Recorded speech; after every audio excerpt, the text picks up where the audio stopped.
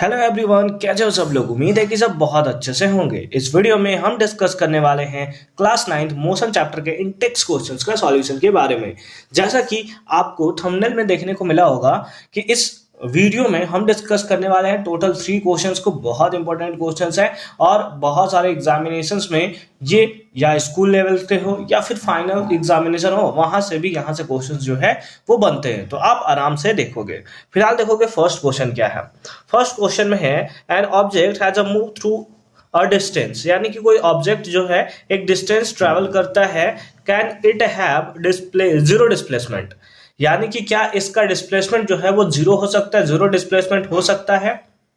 If yes support your answer with an example, यानी कि हमें क्या करना है, इसी के बारे में एक सपोर्ट करना है, ठीक है, एक आंसर देना है एग्जाम्पल के थ्रू। ठीक है, तो ये तो बिल्कुल सही हो सकता है। जैसे अगर आप देखो कि एक सर्कल है, ठीक है, ये हमारा क्या है, एक सर्कल है। सपोज ये सर्कल है, कोई एक पॉइंट है, इस पॉइंट को हम लोग नाम दे रहे हैं ए पॉइंट का।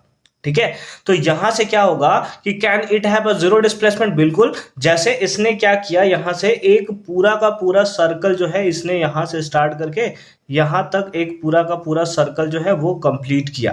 तो यहां से यहां तक पूरा कंप्लीट करने के बाद यहां से अगर मैं आपसे पूछूं डिस्टेंस कितना होगा, तो सर इसके सरकमफेरेंस यानी 2 पाई आर के, सर्कल का सरकमफेरेंस यही होता है और डिस्टेंस भी इतना ही होगा।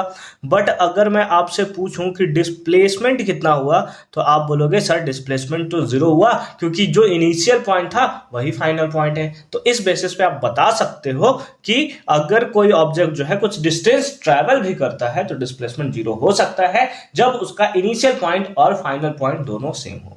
ठीक है, तो बस इसी के बेसिस पे हम लोग आंसर जो है उसको करना स्टार्ट करेंगे।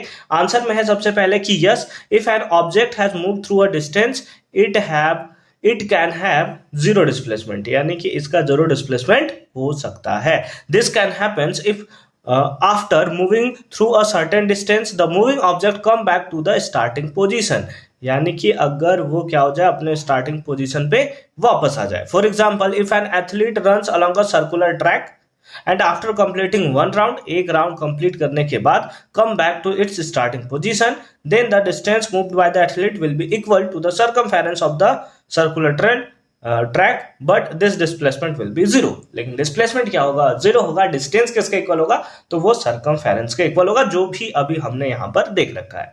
ठीक है, कोई प्रॉब्लम नहीं है ना। चलो नेक्स्ट क्वेश्चन की तरफ मूव करते हैं।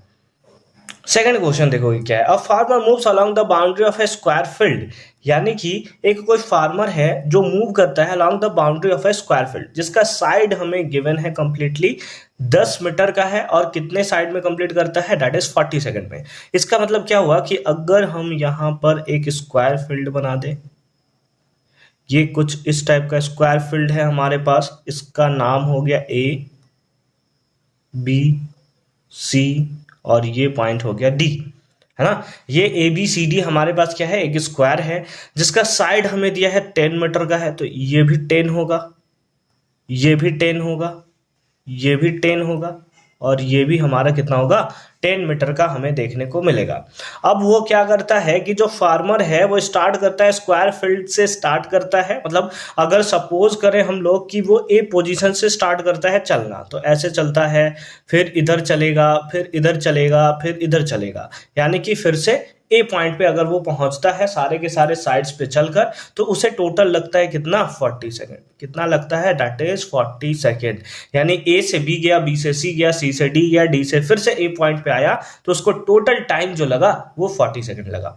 ठीक है, अब हमसे पूछ रहा है कि आप बताइए what will be the magnitude of displacement, displacement कितना हुआ फार्मर के थ्रू जब वो 2 मिनट 20 सेकेंड्स के बाद इनिशियल पोजीशन से क्या होता है। ठीक है, मतलब 2 मिनट 20 सेकेंड के बाद उसका एक्चुअल में डिस्प्लेसमेंट क्या है, इसके बारे में हमें बताना है। बस याद रखना है आपको, डिस्टेंस नहीं बताना, आपको बताना है डिस्प्लेसमेंट। लेकिन उसके लिए सबसे पहले आपको यह देखना होगा कि टोटल टाइम जो 2 मिनट 20 सेकेंड है ना, क्योंकि हमें जो वैल्यू दिया है कि 10 मीटर वो चलता है 40 सेकंड में, तो सबसे पहले जो हमारे पास टाइम है 2 मिनट 20 सेकंड, उसको भी कंप्लीटली सेकंड्स पे हम लोग कन्वर्ट कर लेते हैं। तो आ जाओ, इसको बनाना स्टार्ट करेंगे हम लोग। सबसे पहले लिख लेंगे टोटल टाइम। टोटल टाइम है कितना, that is 2 minute 20 second. 2 minute 20 second, 2 minute है यानी कि 2 इंटू 60, ये सेकेंड में कन्वर्ट हो गया और उसके साथ साथ 20 सेकेंड, तो ये हो गया कितना 120 प्लस 20 यानी कि ये हो गया 140, 140 क्या दैट इज सेकेंड, है ना। तो टोटल टाइम आपको निकल कर आ गया दैट इज 140 सेकेंड। अब आपको पता है कि 40 सेकेंड में वो 1 राउंड कंप्लीट करता है ना। तो हम लोग यहां पर लिख सकते हैं क्या कि इन 40 second, in 40 second number of round, है ना, नंबर ऑफ राउंड हमें कितना देखने को मिलेगा दैट इज 1। इसको मैं थोड़ा सा इरेज करता हूं, है ना, ठीक है। नंबर ऑफ राउंड कितना होगा दैट इज 1। तो हमारे पास टोटल है कितना 140 सेकेंड्स है हमारे पास, ठीक है। तो इस बेसिस पे हम लोग क्या लिख सकते हैं कि इन 140 सेकेंड, 40 सेकेंड में 1 राउंड, तो इन 140 सेकेंड में नंबर ऑफ राउंड कितना होगा, नंबर ऑफ राउंड कितना होगा। देखो 40 सेकेंड में 1 राउंड, 40 सेकेंड में 1 राउंड, तो 1 सेकेंड में 1/40 राउंड, 1 सेकेंड में 1/40 राउंड, और हमारे पास है 140, तो हमने इसको मल्टीप्लाई कर दिया किसके साथ 140 से, 0 से 0 कैंसिल हो गया, और उसके बाद 2 के टेबल में 7 टाइम्स, 2 के टेबल में 2 टाइम्स, 7/2 यानी कि 3.5 राउंड, है ना। इतना आपको देखने को मिला, कितना 3.5 राउंड, ठीक है। अब आते हैं बैक टू द क्वेश्चन, है ना, कि क्वेश्चंस में हमें क्या दिया हुआ है। याद रखियो राउंड टोटल कितना आया 3.5 राउंड। अब यहां पर अगर आप देखो तो एक राउंड में, समझोगे बात को, ठीक है, एक राउंड में टोटल जो डिस्प्लेसमेंट है वो कितना होगा। अगर वो एक राउंड कंप्लीट करता है तो टोटल डिस्प्लेसमेंट तो हमें 0 देखने को मिलेगा। कैसे, जैसे ए पॉइंट से स्टार्ट किया, एक राउंड लगाकर बी गया, बी से सी गया, सी से डी गया, फिर डी से ए गया, आ गया, यहीं पर आ गया। तो इसका मतलब है एक कंप्लीट राउंड में डिस्प्लेसमेंट कितना हुआ, डिस्प्लेसमेंट हो गया 0। तो 2 राउंड में भी डिस्प्लेसमेंट कितना होगा सर 0 होगा, 3 राउंड में भी डिस्प्लेसमेंट कितना होगा 0 होगा। तो हमारे पास टोटल राउंड कितना कंप्लीट किया था 3.5 राउंड। तो अगर 3 राउंड में फिर से वो ए पॉइंट से चलकर ए ही पॉइंट पे आया है, मतलब 3 राउंड में डिस्प्लेसमेंट तो 0 है। लेकिन अगर 3.5 है यानी कि हाफ राउंड बचा है, तो हाफ राउंड में वो चलेगा कुछ ऐसा बी पॉइंट पे और सी पॉइंट पे, यानी कि हमें निकालना होगा इसका डिस्प्लेसमेंट। डिस्प्लेसमेंट होता है शॉर्टेज डिस्टेंस, तो ये हो गया हमारा क्या डिस्प्लेसमेंट हो गया, है ना।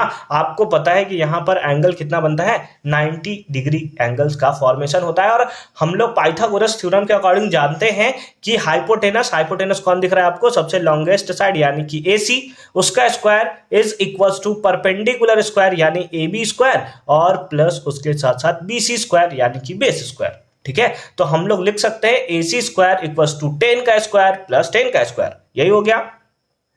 चलो ठीक है, तो इसको हम लोग यहां से इरेज करते हैं और नीचे की तरफ चलते हैं, ठीक है। हम लोग क्या लिखेंगे, हम लोग जानते हैं, क्या जानते हैं, हाइपोटेनस का square is equals to perpendicular square plus base square, ये जानते हैं। हाइपोटेनस कितना था AC था, तो AC का स्क्वायर प्लस, एक सेकेंड, AC का square plus perpendicular square, perpendicular कितना था 10, तो हमने कर दिया क्या 10 का स्क्वायर। ये क्या हो रहा है, एक सेकेंड, ये हो क्या रहा है हमारे साथ, गलत हो रहा है ना। 10 का स्क्वायर प्लस बेस भी कितना था, वो भी 10 था, तो इसका भी हमने क्या कर लिया स्क्वायर कर लिया। तो यहां से हमारे पास क्या आ गया that is AC square is equals to 10 का स्क्वायर कितना होता है 100 प्लस 10 का स्क्वायर कितना होता है दैट इज 100। तो इस बेसिस पे AC इक्वल्स टू कितना आ गया 100 प्लस 100 200, और इधर स्क्वायर इधर चला जाएगा किसमें, रूट के अंदर, किसमें चला जाएगा रूट के अंदर। तो इस बेसिस पे इसका आप रूट निकालोगे तो रूट आ जाएगा आपका 14.14, है ना। इतना क्या, इतना मीटर, इतना क्या मीटर। तो इस बेसिस पे आपका डिस्प्लेसमेंट निकल कर आ गया जो कि है 14.14 मीटर, ठीक है। आई होप कि ये कॉन्सेप्ट आपको बहुत अच्छे तरीके से समझ में आया होगा कि कैसे इसका हमने सॉल्यूशन किया है। अगर आप एक बार में देखना चाहो तो इस टाइप से आप देख सकते हो। हालांकि आप मेरे को टेलीग्राम पे ज्वाइन कर लो, वहां पर मैं इसके PDF नोट्स जो है वो आपको सिंपल फॉर्म में प्रोवाइड कर दूंगा, ठीक है। फिलहाल चलते हैं थर्ड क्वेश्चन, यानी कि क्वेश्चन नंबर, इस वीडियो का लास्ट क्वेश्चन। है ना। क्वेश्चन नंबर 3 क्या है, which of the following is true for displacement, यानी कि डिस्प्लेसमेंट के लिए कौन सा स्टेटमेंट हमें ट्रू देखने को मिलेगा उसके बारे में बताना है। It can not be zero, है ना, it can not be zero, नहीं डिस्प्लेसमेंट तो अभी हमने कुछ देर पहले देखा था कि डिस्प्लेसमेंट जो है वो हमारा जीरो हो सकता है ना, डिस्प्लेसमेंट जो है वो जीरो हो सकता है, इसका मतलब ये ट्रू नहीं होगा, तो लिख देंगे नॉट ट्रू, है ना, नॉट ट्रू, ये हम इसको लिख देंगे। रीजन है सिंपल सा कि डिस्प्लेसमेंट जीरो हो सकता है। फिर बी पार्ट में है, its magnitude is greater than the distance travel by the object, इसका मैग्नीट्यूड जो है वो ज्यादा होगा distance travel by the object, बिल्कुल ये भी गलत बात है, not true, not true. Reason क्या होगा, डिस्प्लेसमेंट जो है वो या तो,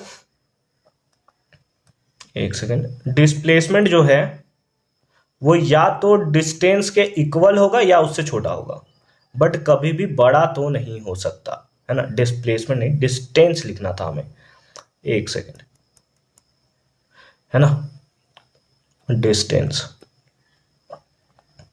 यानी कि डिस्प्लेसमेंट जो होगा वो डिस्टेंस के इक्वल हो सकता है या फिर उससे छोटा हो सकता है, कभी भी बड़ा नहीं हो सकता, क्योंकि शॉर्टेस्ट डिस्टेंस होता है, शॉर्टेस्ट डिस्टेंस मतलब हमेशा छोटा डिस्टेंस हमें देखने को ही मिलेगा डिस्प्लेसमेंट, कभी भी ये डिस्टेंस से बड़ा नहीं हो सकता है, तो वो भी हमारा क्या हो जाएगा, नॉट ट्रू। आई होप कि सारा का सारा क्वेश्चन आपको बहुत ही अच्छे तरीके से समझ में आया होगा कि कैसे हमने इसका सॉल्यूशन किया है। मिलते हैं आपसे अगली वीडियो में एक और इंटेक्स क्वेश्चंस के सॉल्यूशन के साथ, तब तक के लिए अच्छे से पढ़ाई करते रहो। All the very best for your upcoming examination.